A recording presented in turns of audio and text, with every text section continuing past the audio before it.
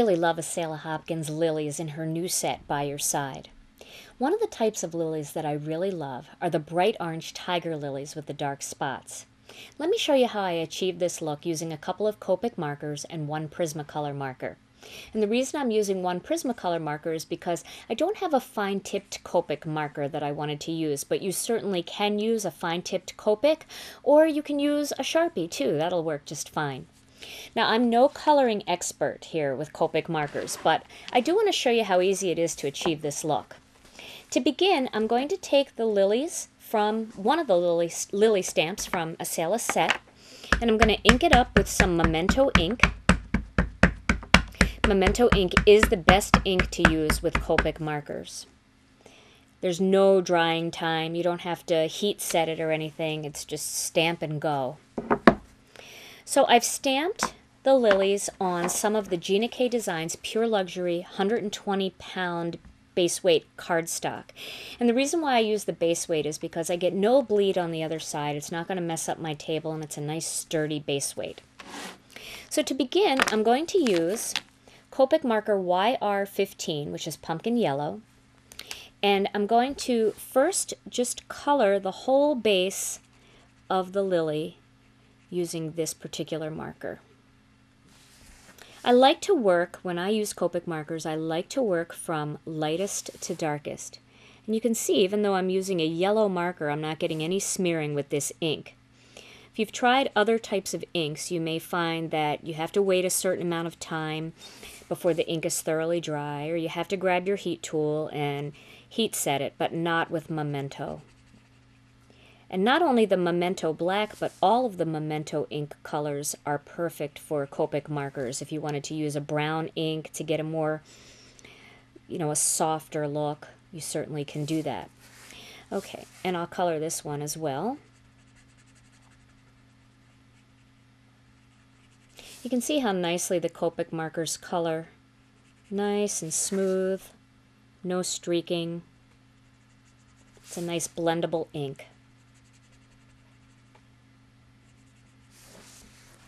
Now I have both kinds of markers. I have some sketch and I have some chow, which you'll see in just a minute. And the only difference is actually the size of the marker. The sketch hold more ink, and the shape of the barrel. They both have the same type of nibs on the ends, and they both use the same type of ink. Both of them have the nibs are replaceable, so if you ever want to change them out, you can. And the chow markers are a little less expensive, so it's a great way to start if you're just starting out. Okay, so I've colored a nice yellowy orange base, and you can see with the Pure Luxury, no bleed through. The next color I'm going to use is, and I'm using my chow, is YR16, and that's apricot. And I'm going to add a little bit of that toward the center. And you can see here, oh, that's just, and I'm kind of going in the same shape as the petal. Just want to add a little bit more depth as I get closer to the center of my flower. And to blend those colors together a little bit more, if you're not happy with the amount of blend you've gotten from that, you can go back with your lighter color and just feather in some of that lighter color around the perimeter there, and you'll just see it'll blend so nicely. Okay. Now for my next step, I'm going to take E07, which is light mahogany, and I'm going to actually use my light yellow, the YR15, and I'm going to pick up just a little bit of that color onto the tip of that one and pull it out from the center like that. This way I'm not using this full strength, the E07, but I'm blending it a little bit with my YR15, and that makes it just a little bit softer. Can you see how that's coming?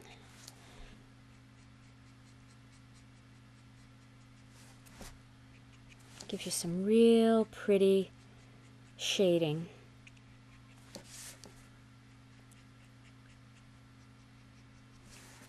And you still have the, all of those colors are blending so nicely together, but you're really getting that depth toward the center of the flower.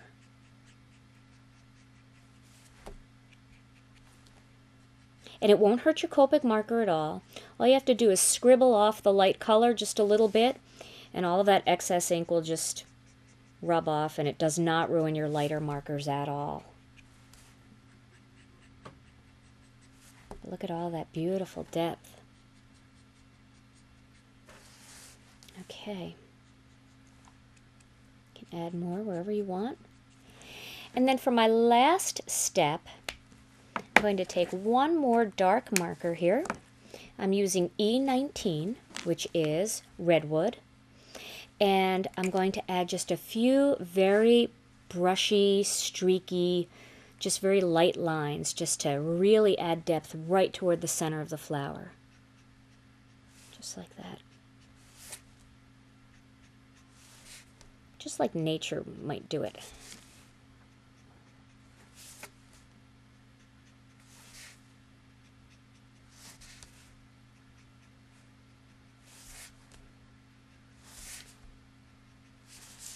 You can see how that gives it a nice deep look in the center. Now I want to add my spots. So again, I'm using a Prismacolor black marker because it has that fine tip. But Copic makes markers with a fine tip too, or again, you can use a fine tip Sharpie marker. Any kind of alcohol marker will do. And if you're doing this technique with pencils where you're blending your yellows and your oranges, you can just use a black pencil and just put your little lines in. I'm just going to do a couple little streaky lines, trying not to go too much in a pattern, just random. You can see I'm turning my lilies now into those spotted tiger lilies that I just love.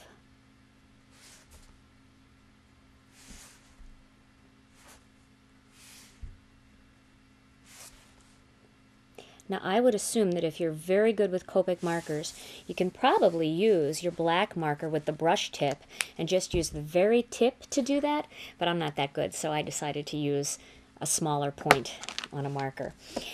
So for my card, what I did was I made a whole bunch of these, and I just cut them out and I placed them across just across a strip of our new Little Boy Blue cardstock, and it really makes those tiger lilies pop. Whatever coloring tools you're using, whether it's markers, pencils, or watercolor paints, adding some spots, streaky lines, and texture can add depth and interest to any line art image.